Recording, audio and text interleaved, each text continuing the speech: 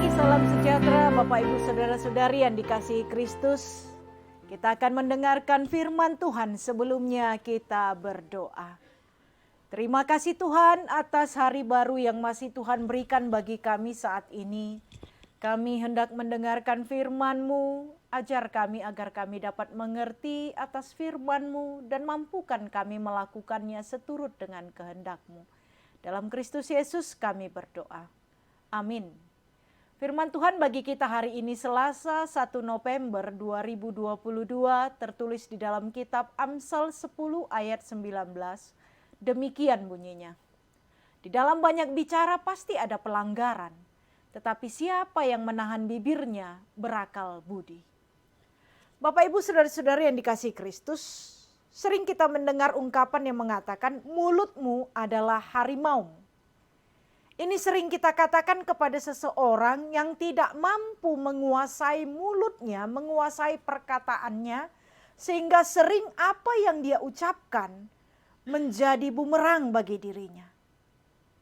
Orang-orang yang tidak mampu menguasai perkataan yang keluar dari mulutnya, sering sekali membuat malapetaka bukan hanya bagi dirinya sendiri, tapi juga bagi orang lain.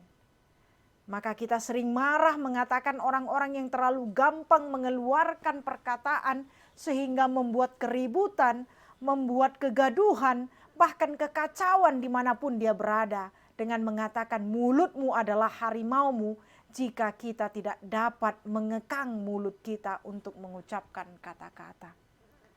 Oleh sebab itu Bapak Ibu saudara-saudara yang dikasihi Kristus, firman Tuhan hari ini jelas mengatakan di dalam banyak bicara pasti ada pelanggaran. Tetapi siapa yang menahan bibirnya berakal budi. Maka orang yang mampu menahan bibirnya untuk tidak sembarangan mengeluarkan perkataan, itu adalah orang-orang yang berakal budi. Lihatlah orang-orang bijak, orang-orang pintar, yang tidak sembarangan mengeluarkan perkataan. Bahkan hanya ketika dia diminta untuk berbicara, baru dia berbicara.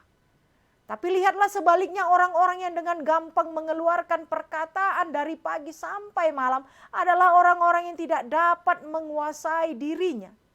Yang dengan gampang mengeluarkan perkataan dari si A ke B, ke C, ke D, kemanapun dia pergi. Maka dari mulut itu akan terdapat banyak pelanggaran.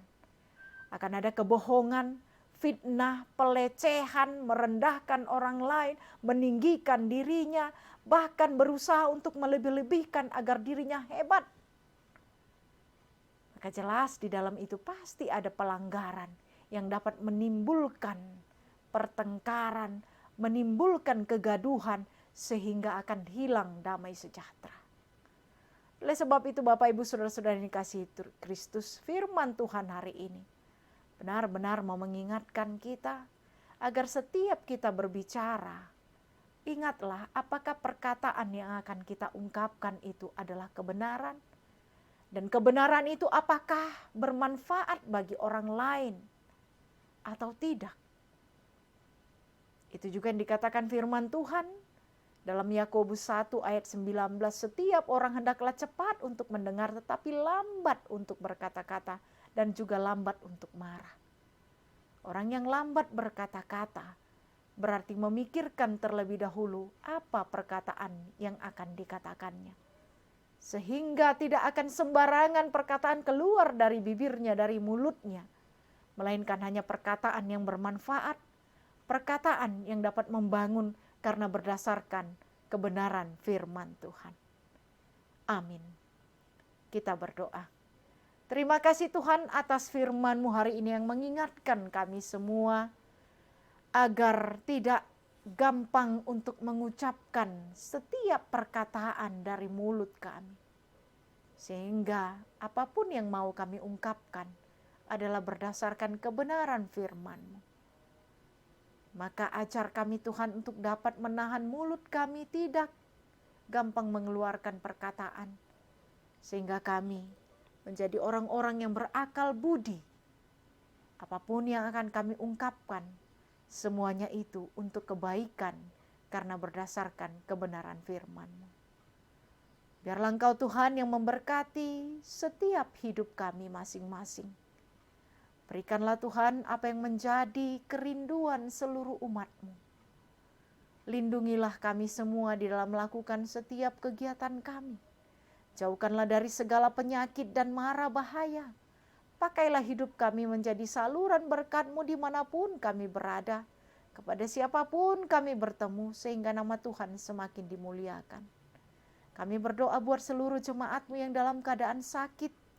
Kiranya Engkau boleh menyembuhkan mereka, menguatkan mereka agar tidak jatuh ke dalam keputusasaan.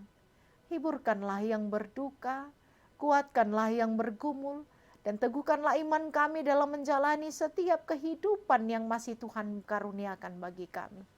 Berkati seluruh anak-anak kami Tuhan dimanapun mereka berada. Kami yakin dan percaya bersama dengan pertolongan Tuhan, maka kami akan senantiasa berjalan seturut dengan kehendak-Mu. Dalam Kristus Yesus kami berdoa.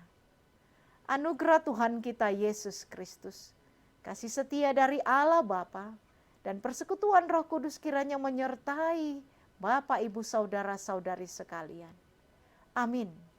Selamat pagi, selamat beraktivitas. Tuhan Yesus memberkati. Shalom.